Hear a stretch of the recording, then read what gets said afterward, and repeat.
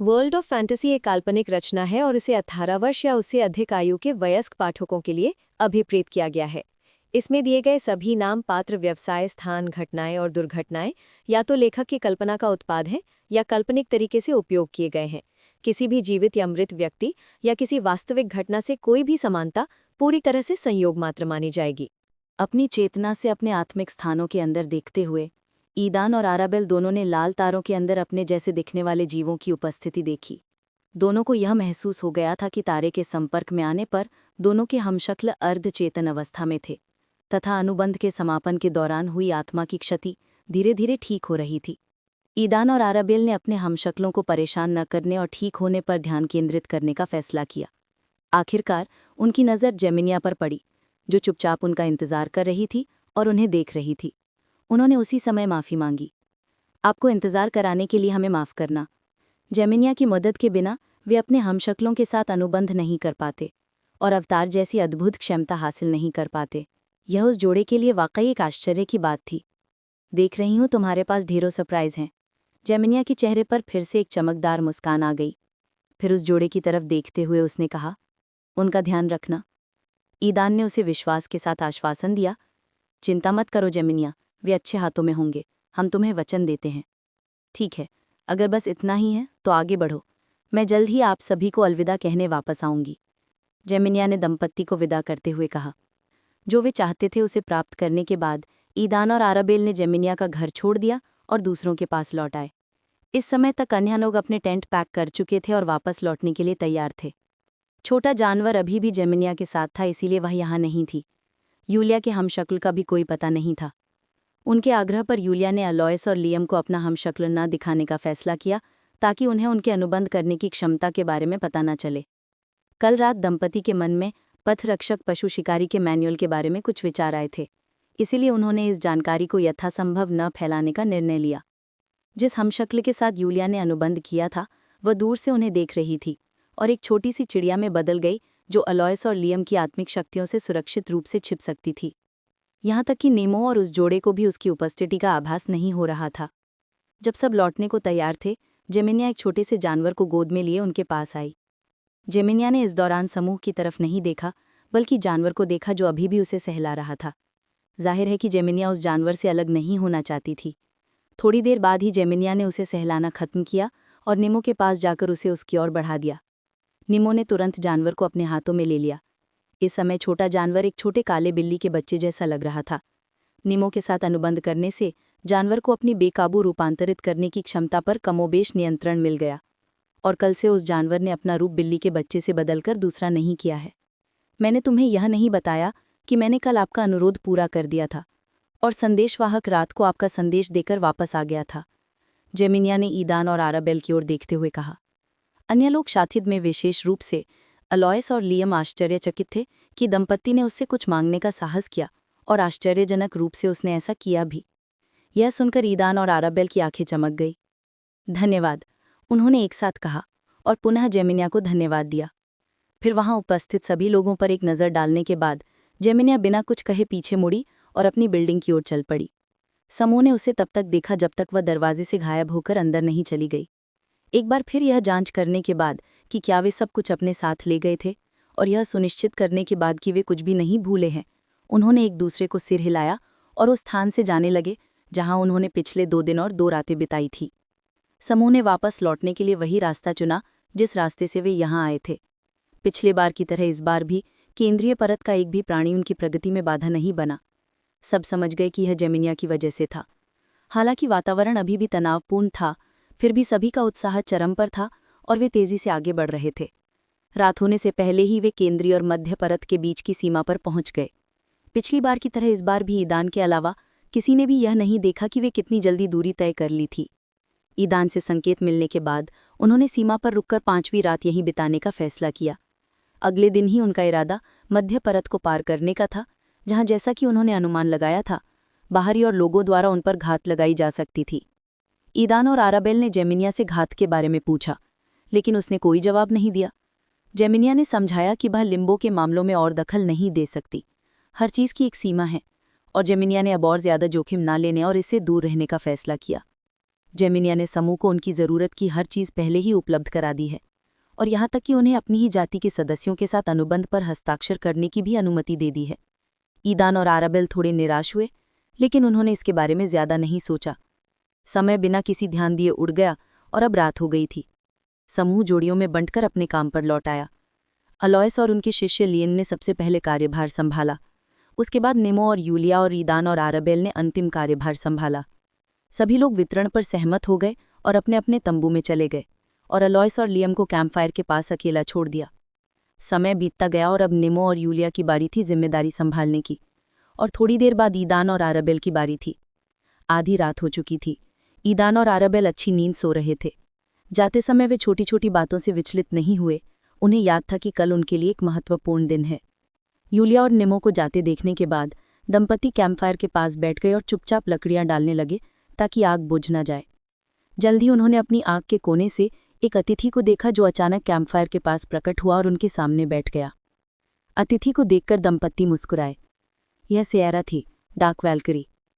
दंपत्ति के सामने कैंपफायर के पास बैठी सियरा ने उन्हें ध्यान से देखा, फिर अपनी आत्मिक शक्ति का प्रयोग करते हुए कहा, आपने मुझे इतने अनोखे तरीके से संदेश भेजकर सुखद आश्चर्य दिया। दंपति के सामने कैंपफायर के पास बैठी सियरा ने उन्हें ध्यान से देखा, फिर अपनी आत्मिक शक्ति का प्रयोग करते हुए कहा, आपने मुझे इतने अनोखे तरीके से संदेश भेजकर सुखद आश्चर्य दिया। जवाब में दंपति केवल मुस्कुराए। तुमने मुझे क्यों बुलाया? मुझे नहीं लगता कि तुमने हमारे बाकी सौदे पूरे करने के लिए मुझे अपने साथ रखने के लिए इतनी दूर तक जाने की कोशिश की।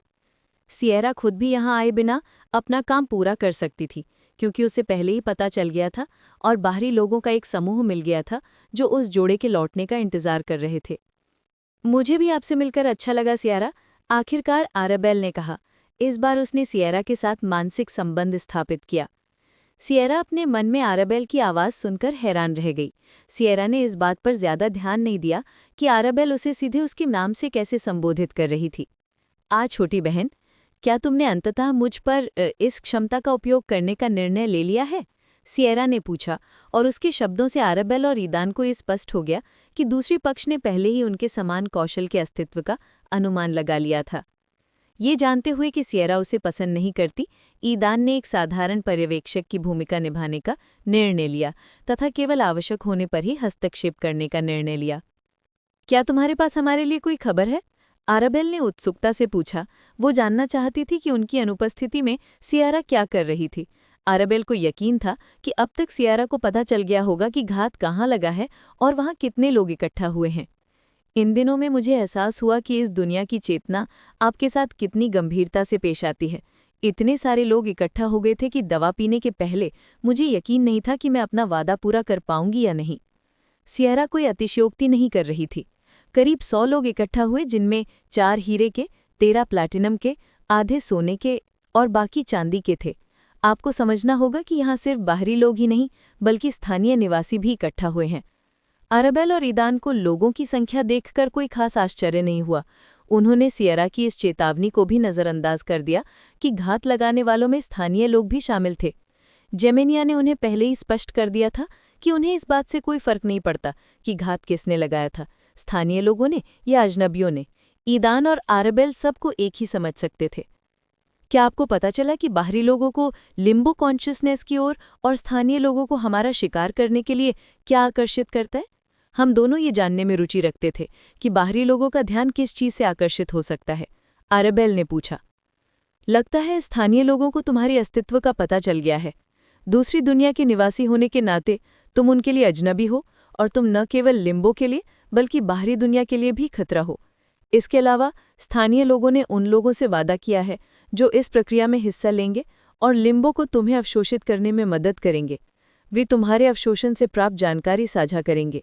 ये नई तकनीकें और क्षमताएं हो सकती हैं, सियरा ने जवाब दिया। इस दौरान खुद को प्रकट किए बिना उसने दर्शकों की बातचीत को ध्यान से सुना और इस निष्कर्ष पर पहुंचने के लिए बहुत सारी अफवाहें इकट्ठा करने में समर्थ हो गए। बस इतना ही?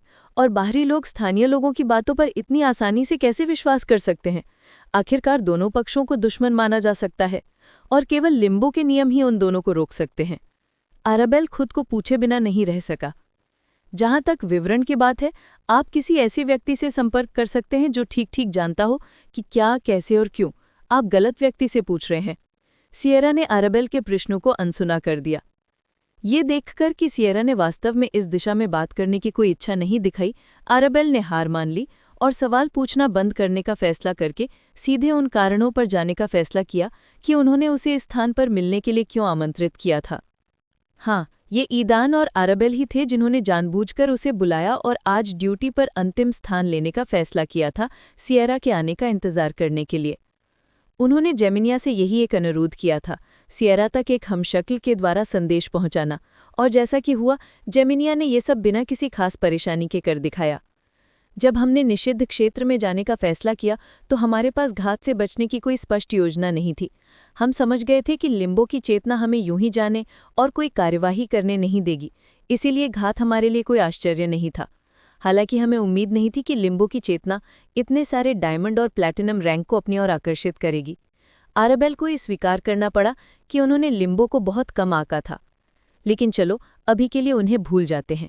इन दिनों केंद्रीय परत में बहुत कुछ हुआ है और हमारे पास कुछ विचार हैं जिनके लिए हमें आपकी मदद की ज़रूरत है, सिएरा।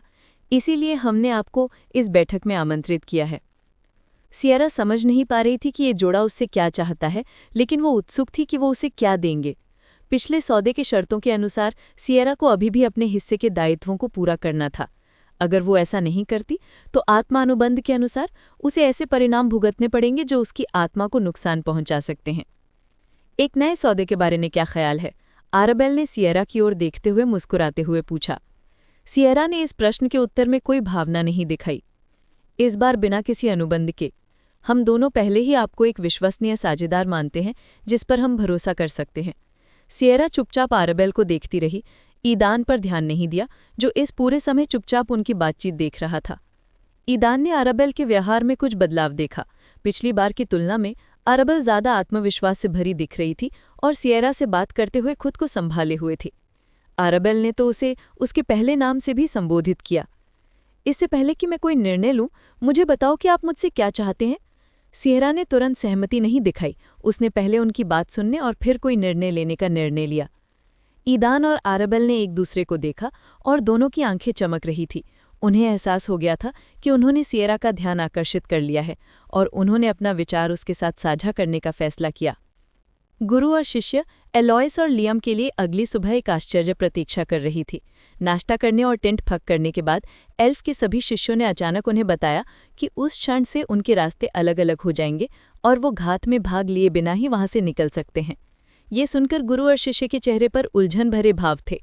हालांकि वो अपने गुरु के कारण इस ओर आकर्षित हुए थे, लेकिन इन दिनों वे उनसे और भी करीब आ गए थे और अब वो उन्हें यूं ही छोड़कर नहीं जाना चाहते थे, जबकि उन्हें पता था कि उन पर घात लगाई जाएगी। लेकिन गंभीरता और खतरे को समझते हुए एलॉयस अपने शिष्य और खुद को खतरे में नहीं डालना चाहता था, जबकि एल्फ के शिष्यों ने खुद उन्हें इस स्थिति से बाहर निकलने का रास्ता बताया था। इसके आधार पर एलॉयस ने निर्णय लिया और अपने शिष्य को अलविदा कहने और उन्हें शुभकामनाएं देने के बाद समूह छोड़ दिया। लियम उन्हें खासकर उस एल्फ को यूं ही छोड़कर नहीं जाना चाहता था। लियम को पता नहीं क्यों, लेकिन वो नहीं चाहता था कि वो खुद को खतरे में डाले, लेकिन वो अपने मालिक के आदेश का विरोध नहीं कर सकता था और उसे उसके पीछे चलकर समूह छोड़ना पड़ा। समूह ने एलॉयस और लियाम को अपनी निगाहों से देखा। क्या तुम्हें यकीन है कि वे ठीक होंगे? इज़ी ने मानसिक संपर्क के माध्यम से उनसे पूछा। बस बहुत हो गया।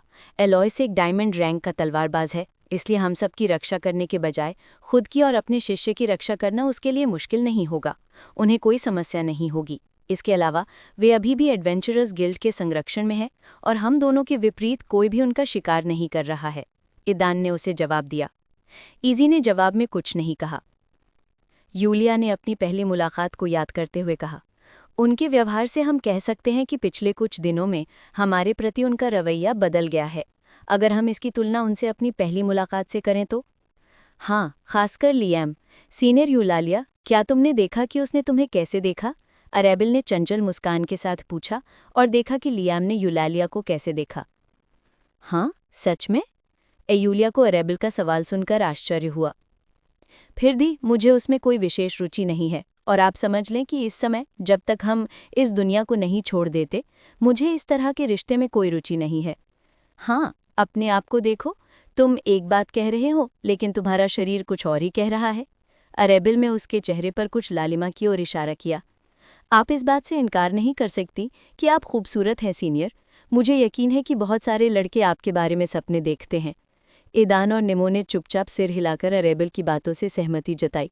उनकी सबसे बड़ी बेटी वाकई खूबसूरत थी। यूलिया को समझ नहीं आ रहा था कि वो क्या कहे। वो अपने छोटे साथियों की ओर देख रही थी। जैसे ही एलॉयस और लियाम नज़रों से ओझल हुए, थोड़ी देर बाद सियरा समूह के सामने प्रकट हुई, अभी भी एक काले लबादे में लिपटी हुई, और उसके चारों ओर रहस्य मंडरा रहा था। उसके प्रकट होते ही उसने अंधेरे की शक्ति से आसपास के वातावरण को ढांक लिया और उस जगह को अलग थलग कर दिया। निमो, यूलिया और इजी, हालांकि वे उसकी प्रतीक्षा कर रहे थे, उसकी सुंदरता और विकिरण शक्ति से आश्चर्यचकित थे। उसके पीछे पीछे ईदान और अरेबिल ने अपने अनुबंधित हमशक्लों को बुलाया। वे अब तक अपने इस तारों के अंदर थे और अब पूरी तरह से स्वस्थ और ऊर्जा से भरपूर थे। जैसे ही वे प्रकट हुए, उन्होंने रुचि के साथ चारों ओर देखना और दूसरों का अध्ययन करना शुरू कर दिया। ये देखकर कि ईदान और अरेबिल ने अपने हमशक्लों को बुला लिया है, यूलिया ने अपने हमशक्ल को बुलाया जो दूर से उन्हें देख रहा था। उसका हमशक्ल इस दौरान एक पक्षी के रूप में था और उड़कर उसके कंधे पर बैठ गया। तो चलो इसे फिर से स्पष्ट करते हैं। क्या तुम दोनों चाहते हो कि निमो और मैं पहले शहर में जाएं, जबकि तुम्हारे और मेरे हमशक्ल उन सभी का ध्यान भटकाएं जो तीसरे शहर के रास्ते में घात लगाए बैठे हैं? यूलिया ने ईदान और अरेबिल से पूछा।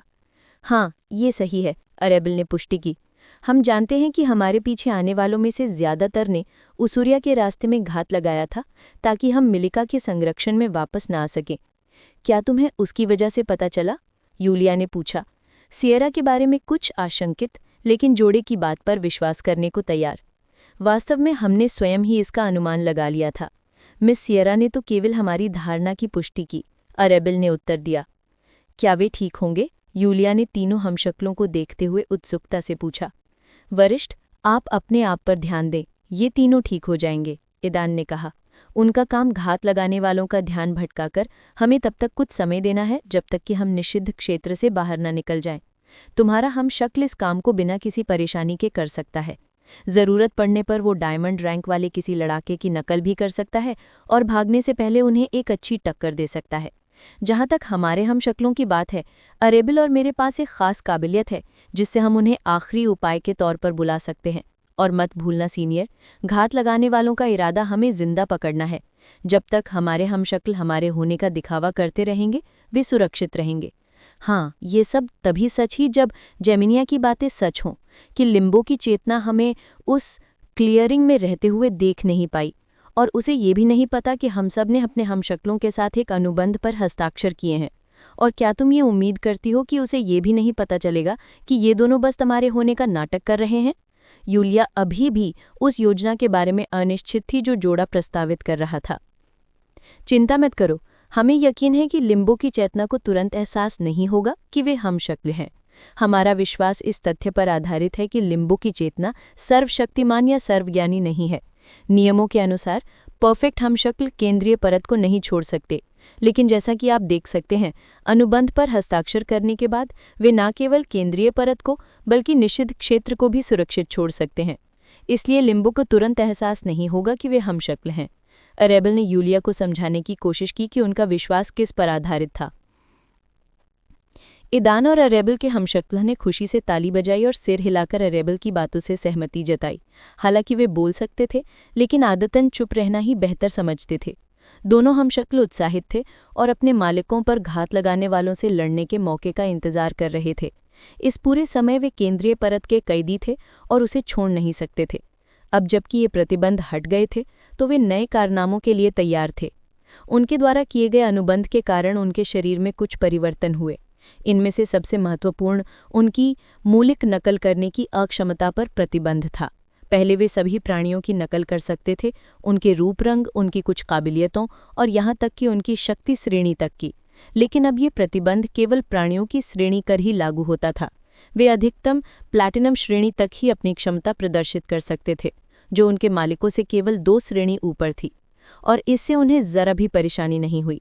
वे समझ गए थे कि उनके मालिक हमेशा सिल्वर रैंक के नहीं रहेंगे, और जैसे जैसे उनके मालिक रैंक में ऊपर उठेंगे, उनकी नकल करने की क्षमता भी बढ़ती जाएगी। दंपति के तर्क सुनने के बाद आश्चर्यचकित होकर वे उनके प्रस्ताव से सहमत हो गए। तो चलो पहले शहर में मिलते हैं, अगर बात नहीं बनी तो तीसरे शहर से बाहरी और बीच की परत की सीमा पर रीसेट के बाद डोपलगैंगर्स के जंगल में मिलेंगे, अरेबल ने सुझाव दिया। ये देखते हुए कि यूलिया आखिरकार उनके प्रस्ताव पर सहमत हो गई थी। निमो, जो अब तक चुप था, वे भी उनकी योजना से सहमत था। वे और यूलिया मिलिका के शिष्य थे और उनका पीछा नहीं किया जा रहा था, इसलिए वे पहले शहर तक ज्यादा सुरक्षित पहुंच सकते थे। इसके अलावा एलॉयस और लियाम की तरह वे भी एडवेंचरर्स गिल्ड के संरक्षण में थे। दोनों हम शक्लों के बारे में सब कुछ साफ था और ऐसा लग रहा था कि इस जोड़े ने सिएरा नाम की एक डार्क वैल्किरी की मदद ली है, इसलिए उन्हें उनकी ज्यादा चिंता नहीं थी। वे बस ये सोच रहे थे कि आखिर ये जोड़ा कर क्या रहा है, क्योंकि उन्होंने उनसे अलग होकर दूसरे शहर जाने का फैसला कर लिया है। अंत में समूह 3 भागों में विभाजित हो गया। पहला समूह नीमो, यूलिया, ईजी और एक छोटा जानवर जिसे नीमो ने अभी तक कोई नाम नहीं दिया है, पहले शहर अस्ताकुस जाएंगे। दूसरा समूह 3 अनुबंधित परफेक्ट डॉपलगैंगर्स तीसरे शहर की ओर बढ़ेंगे, जहां उन पर घात लगाकर हमला किया जाएगा। उनका लक्ष्य लोगों का ध्यान अपनी ओर आकर्षित करना है। तीसरा समूह ईदान और अराबेल सिएरा की आड़ में छिपकर दूसरे शहर लिम्बो इक्कस जाएंगे। तुमने अचानक दूसरे शहर जाने का फैसला क्यों किया? आखिरकार बर्दाश्त न कर पाने की हालत में यूलिया ने पूछा। नेमो कान खड़े करके जवाब का इंतजार करने लगा। जाहिर है, डेट पर जाने के लिए। हमने दूसरे लिम्बो शहर से शुरुआत करने का फैसला किया क्योंकि हम तीसरे शहर को पहले से ही जानते हैं और बाकी 2 अभी तक नहीं गए हैं, ईदान ने अराबेल से पहले जवाब देते हुए कहा। ईदान के उत्तर से अराबेल शर्मा गई, जबकि यूलिया और नीमो अपने कानों पर विश्वास न कर पाने के कारण स्तब्ध रह गए। सच में? यूलिया ने होश में आते ही पूछा। जब उसने अराबेल की प्रतिक्रिया देखी तो उसे ये जानकर और भी हैरानी हुई कि ईदान उसे धोखा नहीं दे रहा था। हमारा दूसरे शहर में एक छोटा सा व्यवसाय है और हमने व्यवसाय को आनंद के साथ जोड़ने का निर्णय लिया है। ईदान के कुछ कहने से पहले ही अराबेल ने जल्दी से समझाया। बिल्ली तो पहले ही निकल चुकी थी। इन शब्दों के बाद भी अराबेल, यूलिया और नीमो उन दोनों को अजीब नज़रों से देखते रहे। अराबेल इसके लिए ईदान को कोस नहीं सकती थी, जबकि वो बस उसे देखकर मुस्कुरा रहा था। अराबेल को अपनी पिछली बातचीत याद आई जिसमें ईदान ने कहा था कि जब वो उसे अपनी योजना बताएगा तो वे दोनों डेट पर दूसरे शहर घूमने जा सकते हैं। अराबेल ने कभी नहीं सोचा था कि ईदान ये बात दूसरों को बताएगा। क्या आपका काम पूरा हो गया? सिएरा अब उनके खत्म होने का और इंतजार नहीं करने वाली थी। सिएरा चुपचाप उन्हें देख रही थी और उसके मन में बहुत सारे सवाल थे जो वो अराबेल से पूछना चाहती थी, लेकिन उसने अभी ऐसा न करने का निर्णय लिया। उसे सबसे अधिक आश्चर्य इस बात पर हुआ कि अचानक ही उसके हमशक्ल सामने आ गए और उसे एहसास हुआ कि इन हमशक्लों को अराबेल, ईदान और सबसे आश्चर्यजनक रूप से एल्फ ने अनुबंधित किया था। इससे भी अधिक आश्चर्य की बात यह थी कि सिएरा नीमो और उस छोटे जानवर के बीच कोई संबंध नहीं खोज सकी जो इतने समय तक बिल्ली के बच्चे के रूप में नीमो के कंधे पर बैठा रहा था। आप दोनों को शुभकामनाएं। यूलिया और नीमो ने ये देख करके सिएरा अपना धैर्य खो रही है, एक दूसरे को शुभकामनाएं दी और ये जानते हुए कि उन्हें क्या करना है, पहले शहर की ओर चल पड़े। दोनों हमशक्ल बिना किसी देरी के तुरंत तीसरे शहर के लिए रवाना हो गए। केवल ईदान, अराबेल और सिएरा ही पीछे रह गए। वैसे ध्यान भटकाने के लिए इन हमशक्लों को भेजने की कोई ज़रूरत नहीं थी। सिएरा को अपनी छुपने की क्षमता पर पूरा भरोसा था और वो लिम्बो के दिमाग से 2-4 को आसानी से छुपा सकती थी।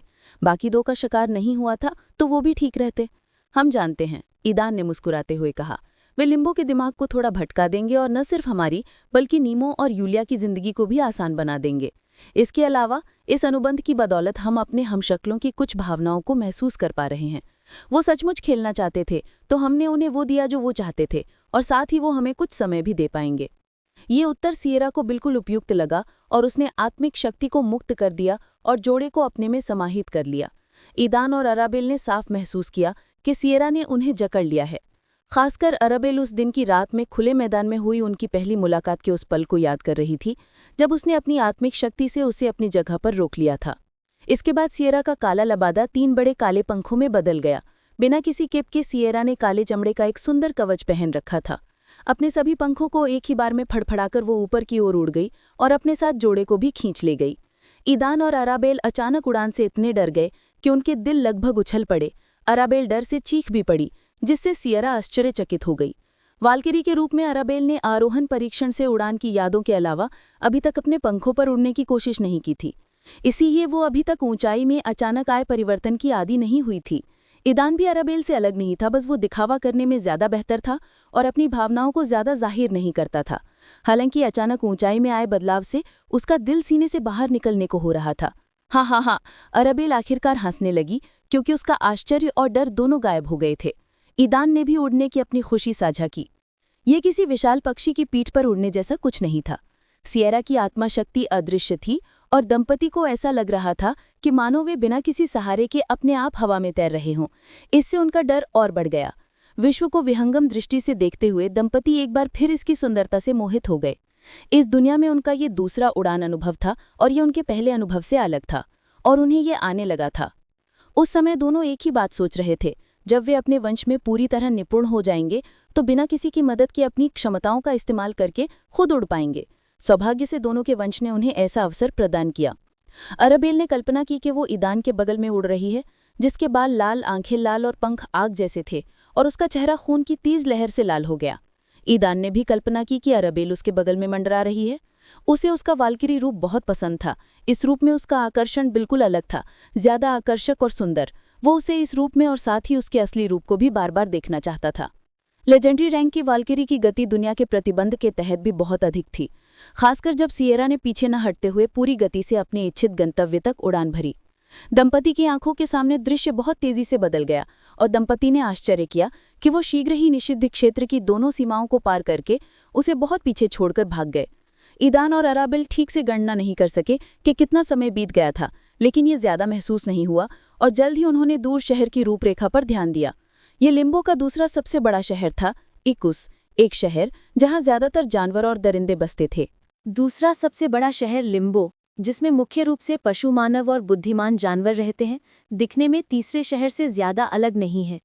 ईदान और अराबेल ने शहर को ऊंचाई से देखते हुए आश्वस्त थे कि ये वास्तव में उसूरिया से बड़ा है और ये बिना कारण नहीं है कि इसे दूसरे सबसे बड़े शहर का खिताब मिला है। साहसी लोगों के पहचान पत्रों की मदद से ये जोड़ा बिना किसी का ध्यान आकर्षित किए दूसरे शहर के द्वार से आसानी से निकल गया। सिएरा भेष बदलने में माहिर होने के कारण बिना किसी को पहले से बताए अपनी मर्जी से शहर में आ जा सकती थी। जब मैंने सुना कि दूसरे शहर में अधिकतर पशु, मानव और बुद्धिमान जानवर रहते हैं, तो मैंने इसकी बिल्कुल भी उम्मीद नहीं की थी। ईदान ने थोड़ी निराशा के साथ धीरे से कहा। जब वे गेट से गुजरे तो उसने शहर के चारों ओर देखा। सब कुछ बहुत ही साधारण और साधारण लग रहा था। वहाँ एक भी जानवर नहीं था जो चल रहा हो, सो रहा हो या गुर्रा रहा हो। सब कुछ तीसरे शहर जैसा ही लग रहा था। हर जगह जानवरों जैसे चेहरे वाले लोग दो पैरों पर चलते हुए घूम रहे थे। ईदान को उम्मीद थी कि वो एक ऐसी तस्वीर देखेगा जिसमें इंसान, जानवर और खुद जानवर मिलकर एक साथ रहते हैं, लेकिन उसने जो देखा उससे बस जानवरों पर आधारित एक कॉस्प्ले की याद आ गई। शहर में धीरे धीरे टहलते हुए दंपति सोच रहे थे कि शहर में कितनी दिलचस्प चीजें हैं। सिएरा ने उनके चलने में कोई बाधा नहीं डाली और चुपचाप बिना किसी की नजर पड़े उनके पीछे पीछे चल दी। क्या हमें यहाँ देखना चाहिए? ईदान ने ये सुझाव तब दिया जब वे चलते समय एक छोटे से रेस्तरां के सामने आए। चलो। अराबेल ने भी रेस्तरां पर ध्यान दिया और वो सोच रही थी कि यहाँ किस तरह के व्यंजन परोसे जाते हैं। एक शेफ होने के नाते, जिसने सिस्टम की बदौलत इस स्तर को दूसरे स्तर पर अपग्रेड कर दिया था, उसके लिए रेस्तरां के व्यंजनों की तुलना करना दिलचस्प था। जोड़े को रेस्तरां में प्रवेश करते देख सिएरा कुछ कहना चाहती थी, फिर खुद को रोककर चुपचाप उनके पीछे चली गई। अंदर बहुत अधिक लोग नहीं थे और बहुत सी सीटें खाली थीं। आदत के अनुसार ईदान और अराबेल दोनों ने एक छोटा सा खाली कोना देखा और तुरंत वहां जाकर बैठ गए। रेस्तरां का पूरा इंटीरियर स्थानीय लकड़ी से बना था और सामंजस्यपूर्ण और आरामदायक लग रहा था।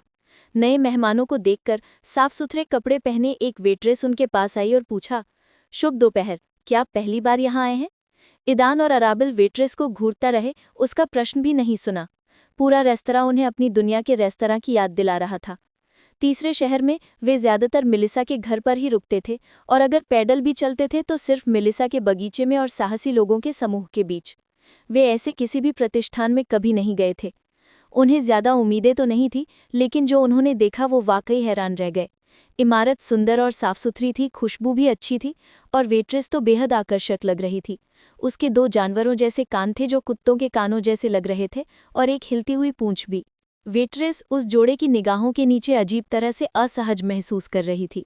दोनों की नज़रें उसके कानों और पूंछ पर टिकी थीं, जो उसके शरीर का वो हिस्सा था जिससे उसकी वहशी शक्लें साफ दिखाई दे रही थीं। अपने विचारों को एकत्रित करने के बाद अंततः उसने एक प्रश्न पूछा, आप ऑर्डर देने के लिए तैयार हैं? हाँ। अच्छा हाँ। एराबेल ने अपनी शर्मिंदगी छिपाने की कोशिश करते हुए कहा और वेट्रेस से अपनी नज़रें हटा ली। तुम्हारे पास क्या है? उसने पूछा। ईदान भी विचारों में खोया हुआ दूसरी ओर देखने लगा। हमारे पास। वेट्रेस ने राहत की सांस लेते हुए व्यंजनों की सूची बनानी शुरू कर दी। ज्यादातर व्यंजनों में तरह तरह के मांस शामिल थे, जिससे उस जोड़े को कोई आश्चर्य नहीं हुआ। कुछ व्यंजन चुनने के बाद और वेट्रेस को विदा करने के बाद अपने ऑर्डर का इंतजार करते हुए उन्होंने बातचीत शुरू कर दी। क्या तुम्हें लगता है कि वो जानवर है या बुद्धिमान जानवर है? अराबिल ने ईदान से पूछा, अन्य वेट्रेसों को देखते हुए जो उनकी मेज पर सेवा करने वाली महिला के समान दिखती थी।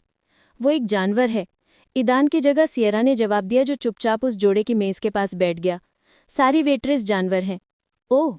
दंपत्ति ने वेट्रेसों की ओर दिलचस्पी से देखा। आपने ये कैसे पता लगाया? शिष्टता के लिए दंपत्ति ने सार्वजनिक स्थान पर आत्मिक बल का प्रयोग नहीं किया और वे मानव रूप में पशु और पशुरूपी मनुष्य में अंतर नहीं कर सकते थे। ये सरल है। बुद्धिमान जानवर बहुत घमंडी होते हैं और वे शायद ही कभी दूसरों की सेवा करने का काम करते हैं। घमंड है ना? ईदान ने जानवरों के व्यवहार को देखते हुए बुदबुदाया। सियरा, क्या तुम जानती हो कि वो शहर में कहाँ है? लगभग, सियरा ने संक्षिप्त में उत्तर दिया। क्या तुम उससे मिले? नहीं, मैंने तुम्हें पहले ही सब कुछ बता दिया है। वो एक डायमंड रैंक वाली वाटर वैल्करी है जिसका शहर के केंद्र में अपना स्टोर है, और ऐसा लगता है कि ये लड़की बहुत लोकप्रिय है। सियरा खुद इस बहन से मिलने के लिए उत्सुक थी और कुछ हद तक इस मुलाकात का बेसब्री से इंतजार करने लगी थी। लाइट वैल्करी लुसिंडा की वजह से सियरा का मूड पहले ही खराब हो गया था और उसने इस बहन से मिलने न जाने का फैसला किया। सियरा इस पूरे समय दूसरे शहर से बचती रही, लेकिन अब जब वो जोड़ा इस वैल्करी से मिलना चाहता था तो उसने भी इस बहन पर एक नज़र डालने का फैसला किया। जल्दी ही दंपत्ति का ऑर्डर डिलीवर हो गया और ईदान और अराबिल ने चखना शुरू कर दिया। उस जोड़े को खाना खाते देख सियरा खुद को ज्यादा देर तक रोक नहीं पाई और उनके साथ शामिल हो गई। खुशकिस्मती से उस जोड़े ने सियरा की मौजूदगी को देखते हुए कई व्यंजन ऑर्डर कर दिए थे। बुरा नहीं है। सभी व्यंजनों को चखने के बाद अराबिल के पहले शब्द थे, मैं सहमत हूँ। ईदान ने सहमति जताई। सियरा चुप रही। लेकिन ये अभी भी मेलिसा के व्यंजनों से बहुत दूर है, अराबिल का अंतिम निर्णय था। मेलिसा के व्यंजनों का तो क्या कहना, वे तो आपके व्यंजनों से भी कम है। ईदान, जिसने कई बार अराबिल के व्यंजनों का स्वाद चखा था, उसने झूठ नहीं बोला और न ही उसने ये बात सिर्फ प्रशंसा करने और अपने पक्ष में कुछ अंक हासिल करने के लिए कही थी। ईदान को एक बार फिर अपने सिस्टम के उच्च मानक पर विश्वास हो गया। हाँ, तुम्हारा खाना पकाने का हुनर भी मुझसे ज्यादा अलग नहीं है। मेरी तारीफ करके तुम अपनी तारीफ कर रहे हो। अराबिल ईदान की प्रशंसा सुनकर मुस्कुराए बिना नहीं रह सकी। हाँ, ईदान ने इनकार नहीं किया।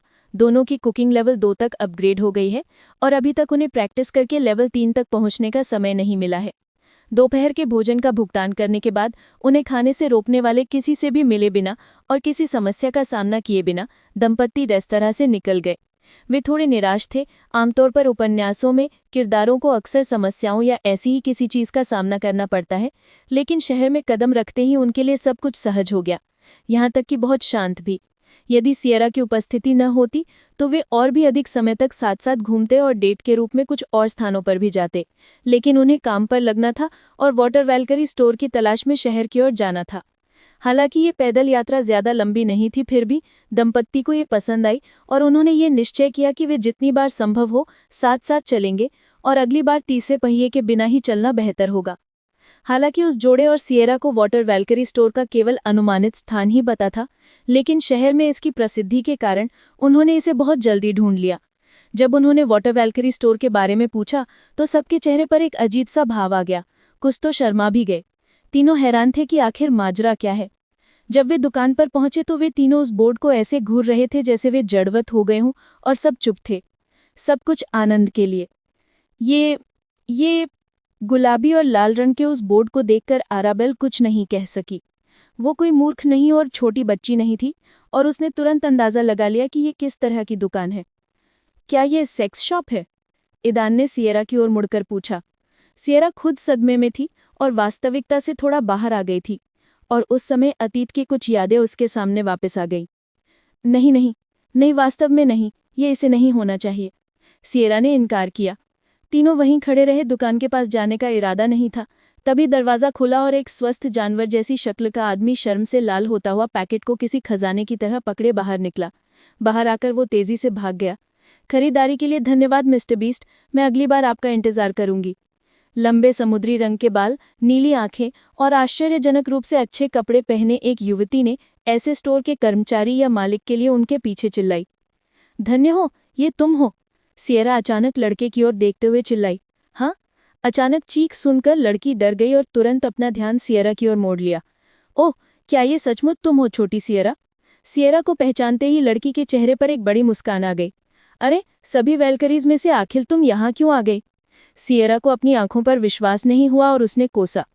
मैं भी तुमसे ये पूछना चाहती हूँ कि ऐसा कैसे हुआ कि तुम इस भूली बिसरी जगह पर पहुंच गई? दोनों वेलकरीज एक दूसरे को तब तक घूरते रहे जब तक कि उनकी आंखें आश्चर्य से बाहर नहीं निकल आईं। हो वह लड़की जो सियारा जैसी ही वाल्किरी थी जोर से हंस पड़ी।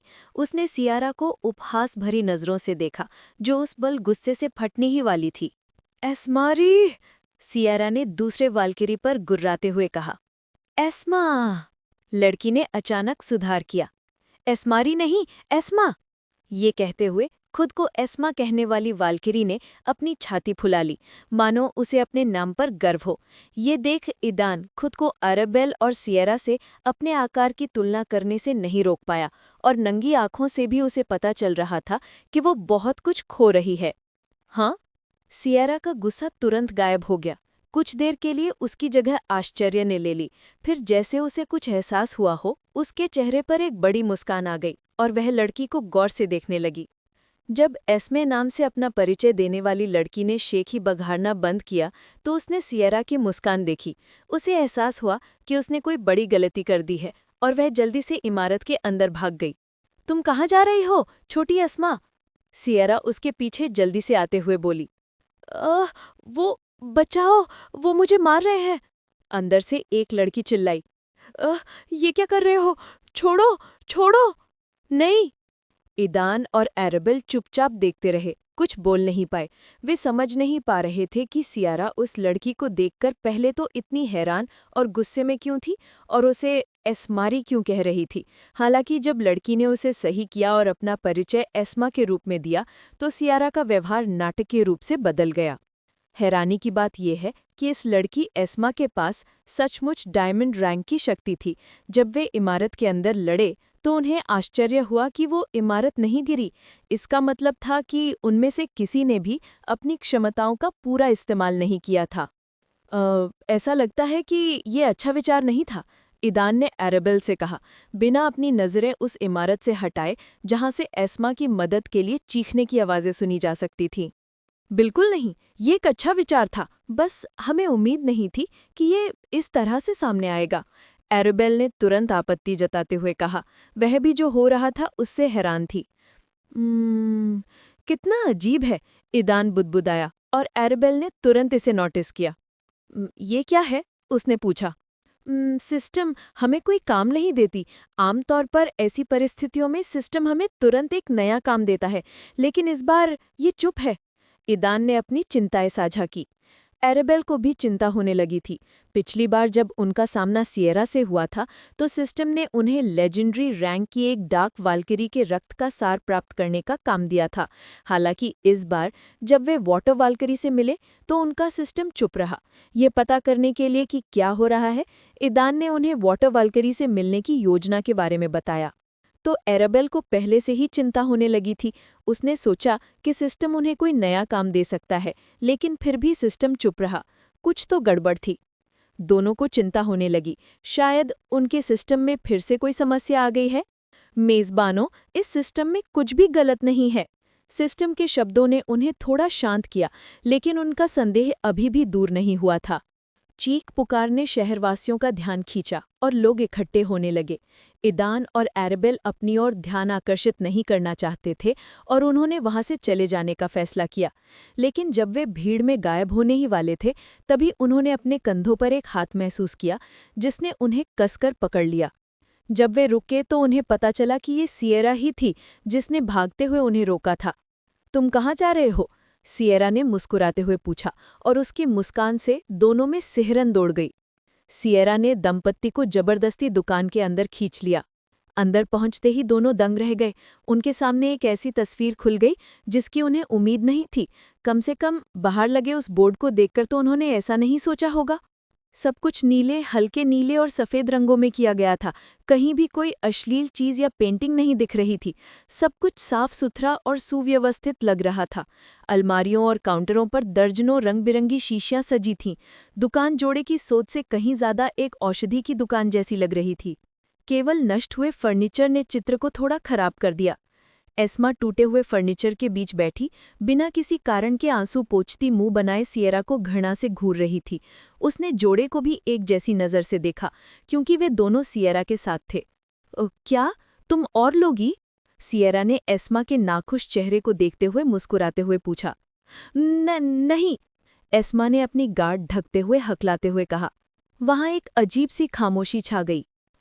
लगता है आप एक दूसरे को जानते हैं। क्या आप दोस्त हैं?" एराबेल ने दोनों वाल्किरियों के बीच के रिश्ते को समझने की कोशिश करते हुए पूछा। बिल्कुल नहीं, बिल्कुल नहीं, दोनों वाल्किरियों ने मना कर दिया। तो फिर आप दोनों एक दूसरे के लिए कौन हो?" ईदान ने उन दोनों की ओर देखते हुए पूछा। सिर्फ परिचित," सिएरा ने उत्तर दिया। सिएरा के स्वभाव को जानते हुए एस्मा ने उसे और उसके साथ आए बाकी दोनों लोगों को उत्सुकता से देखा, खासकर ईदान को। वह जानती थी कि सिएरा को पुरुषों से ज्यादा नफरत नहीं है, और ये बात कि सिएरा ने उसके सवाल का इतनी सहजता से जवाब दिया, उससे छुपी नहीं रही। "क्या आप मुझे अपने नए परिचितों से मिलवा सकती हैं?" एस्मा ने सिएरा को अभी भी अप्रसन्न दृष्टि से देखते हुए पूछा। "ये जरूरी नहीं है, यहाँ आपकी राय मायने नहीं रखती," सिएरा ने मना कर दिया। फिर उसने अपनी नज़र जोड़े की ओर मोड़ी। "ये एस्मारी वॉटरियल है, जल वाल्किरी। मैं सोच भी नहीं सकती थी कि ये हमेशा वही होती है। अगर मुझे पहले पता होता तो मैं यहाँ आने के लिए कभी राजी नहीं होती।" जल वाल्किरी का परिचय देते हुए सिएरा को जोड़े के अनुरोध पर राजी होने का पछतावा होने लगा। "हो, क्या तुम ये जानबूझकर कर रही हो? मैंने तुमसे कहा, मैं एस्मारी नहीं, एस्मा हूँ।" एस्मा ने सिएरा के शब्दों को फिर से सुधारना शुरू कर दिया। "हाँ हाँ, मुझे पता है। चुप रहो, वरना मैं तुम्हें फिर से पीटूंगी, और इस बार ऐसा करूंगी कि तुम बैठ भी नहीं सकोगी," सिएरा ने धमकी दी, जिस पर एस्मा वहीं डर गई। ईदान और एराबेल ये स्थिति थोड़ी हास्यास्पद लेकिन मज़ेदार लगी। एस्मारी वॉटरियल, एक पौराणिक श्रेणी की जल वाल्किरी। दिव्य महाद्वीप का हर जीवित प्राणी इसके बारे में जानता है। उसके दिमाग में सब कुछ घर जैसा नहीं है। वह पूरी तरह से विकृत और स्वच्छंद है, जिसमें एक पौराणिक श्रेणी की हिम वाल्किरी को भी भ्रष्ट कर दिया, जिससे वे सबसे बदनाम वाल्किरी बन गई। हैरानी की बात यह है कि इतना सब कुछ होने के बाद भी वह खुद कुमारी है, सिएरा ने एक ही सांस में कहा, और एस्मा जिसने ये सुना टमाटर की तरह शर्मा गई। "ये मैं नहीं हूँ, मैंने कहा कि मैं एस्मा हूँ।" एस्मा, जो फिर से विरोध करने लगी थी, सिएरा की तीखी नजरें देखकर अचानक बोलना बंद कर दिया। लेकिन जैसा कि आप देख सकते हैं, ये लड़की जो खुद को एस्मा बता रही है और एस्मारी ना होने से इनकार कर रही है, असल में डायमंड रैंक की एक जल वाल्किरी है। और एक तरफ तो वह एस्मारी है, लेकिन दूसरी तरफ वह एस्मारी नहीं है। सिएरा की बातों ने जोड़े को थोड़ा उलझन में डाल दिया। सिएरा ने कुछ देर रुकने के बाद एस्मा को देखा और आखिरकार उसे बताने का फैसला किया।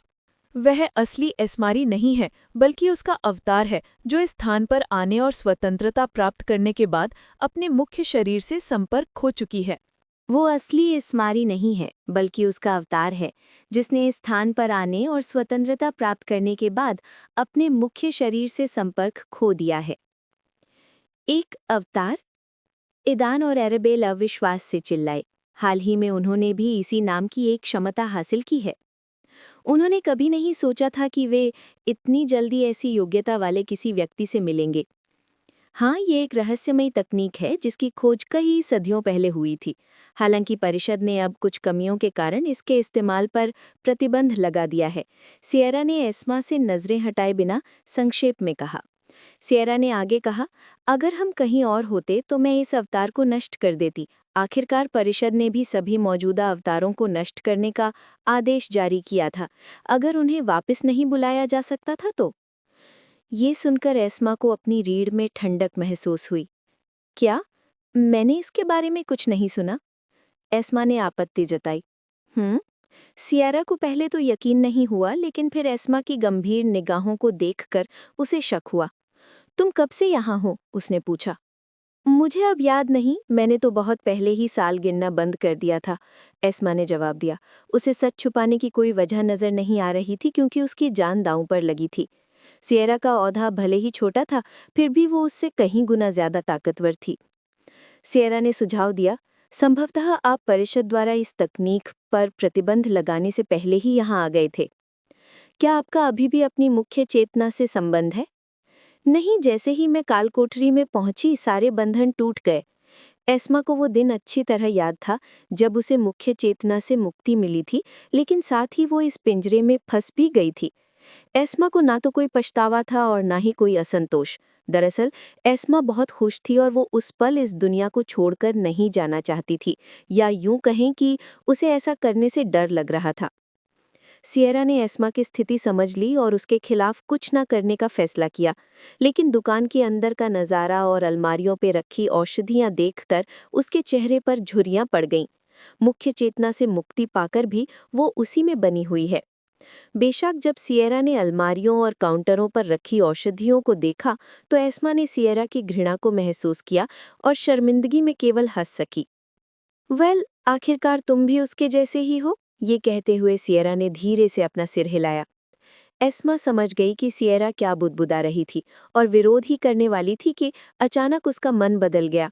ऐसी चीज पर अपनी ऊर्जा क्यों बर्बाद करें जो सामने वाले को समझ में ही नहीं आ रही है? अच्छा, क्या तुम अब भी उससे बात करने के लिए तैयार हो, ये जानने के बाद कि वो वास्तव में कौन है? सियरा ने मुख्य रूप से एराबेल को संबोधित करते हुए पूछा। दंपति ने सियरा की बात ध्यानपूर्वक और पूर्ण मौन होकर सुनी। उन्हें एस्मे के बारे में पहले से ही कुछ अंदाजा था, और सच कहूं तो इस तस्वीर से उन्हें ज्यादा उम्मीद नहीं जगी। अगर सियरा की हर बात सच थी तो वे ऐसे किसी से कोई वास्ता नहीं रखना चाहते थे। हालांकि वे ये भी समझते थे कि दूसरों के बारे में दूसरों की राय पक्षपातपूर्ण हो सकती है। इसीलिए उन्होंने खुद ही इसका पता लगाने और उसके बाद ही आगे की कार्रवाई करने का फैसला किया। हम स्वयं उससे बात करना चाहेंगे, एराबेल ने अपनी राय व्यक्त की। ठीक है, लेकिन मैं आपको चेतावनी दे दूं कि किसी भी हालत में उससे कुछ मत लेना या उसकी मौजूदगी में कुछ मत खाना। वो कुछ अजीब डाल सकती है या डाल सकता है, सियरा ने गंभीरता से कहा। फिर वो जोड़े और एस्मा को अकेला छोड़कर दुकान से बाहर चली गई। सियरा उनकी बातचीत में उपस्थित नहीं होना चाहती थी, जिसे दंपति को बहुत आश्चर्य हुआ और उन्हें एहसास हुआ कि सियरा की एस्मा के बारे में कितनी बुरी राय थी। उसकी हर बात पर यकीन मत करो, ये सच नहीं है। पार्शली सच तो ये है कि ये मैं नहीं बल्कि मेरी मुख्य चेतना थी। एस्मा सियरा की बातों को नकारने लगी और बहाने बनाने लगी। दंपति को उसकी बात पर विश्वास नहीं हुआ, क्योंकि उन्होंने देखा कि वो कितनी घबराई हुई थी और अपने आप को सही ठहराने की कोशिश कर रही थी। क्या आप एक कीमियागार हैं? ईदान ने अलमारियों पर रखी औषधियों को देखते हुए पूछा। हाँ, और अनुभव के साथ, एस्मा शेखी बगाड़ने लगी। और उन शीशियों में क्या है? एरेबेल ने उससे नजरें हटाए बिना पूछा। बेशक ये एक कामोद्दीपक है। जब तक वो आधी बात कह चुकी थी उसे एहसास नहीं हुआ कि वो क्या कहने जा रही है और लड़खड़ा गई। एफ्रो क्या? एरेबेल ने पूछा, लेकिन एस्मा जवाब देने के बजाय चुप हो गई। कामोद्दीपक, यही तो उसका मतलब था, एस्मा की जगह ईदान ने जवाब दिया, क्योंकि उसे एहसास हुआ कि इन सभी शीशियों में ऐसे पदार्थ थे जो यौन इच्छाओं को प्रभावित करते हैं। अब दुकान का नाम आखिरकार समझ में आ गया। इसीलिए सियरा तुरंत इस दुकान से चली गई और हमें सलाह दी कि हम उससे कुछ भी स्वीकार न करें। एराबेल के चेहरे पर मिश्रित भावनाएं व्यक्त हुईं जब उसने शीशियों की सामग्री की जांच की। तो क्या हुआ? हाँ, ये शीशियाँ दरअसल कामोद्दीपक हैं और सच कहूँ तो ये खूब बिकती हैं। तुम्हें इसके बारे में क्या पता? अचानक एस्मा ने अपनी आवाज़ ऊंची कर दी और स्पष्ट बात को नकारना बंद कर दिया और खुलकर स्वीकार कर लिया। मुझे लग रहा है कि तुम दोनों प्रेम में डूबे हुए हो, उसने उन दोनों को घूरने का नाटक करते हुए कहा। तुम्हारे पास कितना कितना किस चीज का? ये सवाल सुनकर एराबेल हकला गई। मासूम भेड़ बनने का नाटक करने की कोई जरूरत नहीं है। सभी जोड़ों को देर सवेर इसका सामना करना ही पड़ता है। शर्माना क्या, ये एक प्राकृतिक क्रिया है और इसमें कोई शर्म की बात नहीं है। एस्मा ने अपनी पुरानी शर्म और शर्मिंदगी से उभरते हुए आत्मविश्वास से कहा। ओह, मुझे मत बताओ कि तुम अभी तक उस ताम पर नहीं पहुंचे हो? एस्मा ने आश्चर्य और अविश्वास का नाटक करते हुए पूछा। ये सुनकर एरेबेल को समझ में आ गया कि एस्मा क्या कहना चाह रही थी। वो बहुत शर्मिंदा और शर्मा गई, जिससे उसकी असलियत उजागर हो गई। क्या ये सचमुच सच है? एस्मा को विश्वास नहीं हुआ। वाह, क्या तुम मुझसे एक हल्की औषधि की शीशी खरीदोगे? ये पहली बार में तुम्हारी मदद करेगी और तुम इसे जीवन भर याद रखोगे। मैं ऐसे जोड़ों से कम ही मिलती हूँ और मेरे पास ये औषधि ज्यादा नहीं है। बिल्कुल नहीं, हमें इसकी जरूरत नहीं है, ईदान ने निर्णायक रूप से कहा और एरेबेल के हाथ कस कर पकड़ लिए। दोनों जल्दी से दुकान से बाहर निकल गए, ये समझते हुए कि यहाँ रुकना खतरनाक है। एस्मा के मूड में अचानक आए बदलाव से उन्हें साफ हो गया कि वो इस औरत के साथ नहीं जा रहे हैं। इससे पहले कि कुछ गंभीर हो जाए, बेहतर है कि वहां से निकल जाएं। जब वे जा रहे थे तो उन्होंने केवल एस्मा की जीभ चटकाने की आवाज सुनी। दुकान से काफी दूर निकल जाने के बाद ही दंपत्ति को होश आया। उन्हें पता ही नहीं चला कि सिएरा उनके बगल में आकर उन्हें मुस्कुराते हुए देख रही थी। उसकी मुस्कुराहट मानो कह रही थी, मैंने तुम्हें पहले ही चेतावनी दे दी थी। कैसा चल रहा है? उसने मुस्कुराते हुए पूछा। कुछ नहीं, हमारे पास यहाँ और कुछ करने को नहीं है। चलो अभी पहले शहर में चलते हैं और बाकी शहरों से मिलते हैं, ईदान ने सुझाव दिया। एरेबेल अभी भी इस बात से बहुत उलझन में थी कि क्या हुआ था। ठीक है, सिएरा ने सहमति जताई और तीनों जल्दी से शहर से बाहर निकल गए। सिएरा की क्षमता के बदौलत वो पूरे समय लिम्बो के दिमाग की नजरों से ओझल रहे, लेकिन कुछ निवासियों ने उन्हें देखा, हालांकि वे पहचान नहीं पाए कि वे कौन थे। शहर छोड़ने के बाद ही स्थानीय लोगों को पता चला कि लिम्बो जिस जोड़े की तलाश में था, वो दूसरे शहर में है। अब तक लिम्बो के दिमाग को यह एहसास हो गया था कि जो लोग इस समय निषेधित क्षेत्र में इधर-उधर भाग रहे थे, वो उनके हमशक्ल थे जो घात लगाए बैठे लोगों का ध्यान भटका रहे थे, और असली अपराधी तो बहुत पहले ही निषेधित क्षेत्र छोड़ चुके थे। काफी खोजबीन करने के बाद भी लिम्बो के दिमाग को कोई जोड़ा नहीं मिला। लिम्बो के दिमाग ने जेमिना से भी इस बारे में पूछा, लेकिन उसने बस कंधे उचका दिए और कहा कि वे बहुत पहले ही उसके दायरे से बाहर जा चुके हैं। जब पूछा गया कि ये हमशक्ल केंद्रीय परत क्यों छोड़ गए, तो जेमिना ने बताया कि एलियंस किसी तरह उसकी जाति के लोगों को वश में कर पाए हैं और उन्हें अपनी शक्ति से अलग कर दिया है। अब वो उन्हें महसूस नहीं कर सकती। ये कहते हुए कि स्थिति ने उसे परेशान कर दिया है, जेमिना ने लिम्बो के दिमाग पर ध्यान देना बंद कर दिया। दंपत्ति के जाने के बाद एस्मा ने टूटे हुए फर्नीचर को इकट्ठा करना शुरू कर दिया। सामान पैक करते हुए उसने अपनी गांड रगड़ी, जिस पर सियारा ने चोट मारी थी और जो अब भी दर्द कर रही थी। एस्मा को नहीं पता था कि सियारा इस जोड़े को उसके पास क्यों लाई थी, लेकिन ये देखकर कि उस जोड़े ने उसके साथ कैसा व्यवहार किया, उसने उनसे नाता तोड़ने का फैसला कर लिया। एस्मा को उनके नाम भी नहीं पता थे। उसे दुकान को जल्द से जल्द व्यवस्थित करके खोलना था। उसके नियमित ग्राहक जल्द ही आने वाले थे। आखिरकार शाम जल्द ही होने वाली है और मस्ती का समय आ गया है। एस्मा जैसे ही सामान पैक कर रही थी, एक दर्जन ग्राहक उसकी दुकान में दाखिल हुए। सभी ने एक जैसे कवच और हथियार पहने हुए थे। इस शहर में काफ़ी समय से एक दुकान की मालकिन होने के नाते एस्मा ने उन्हें तुरंत पहचान लिया और उन पर ज़्यादा ध्यान नहीं दिया। वो उनके बाद आने वाले का इंतजार कर रही थी।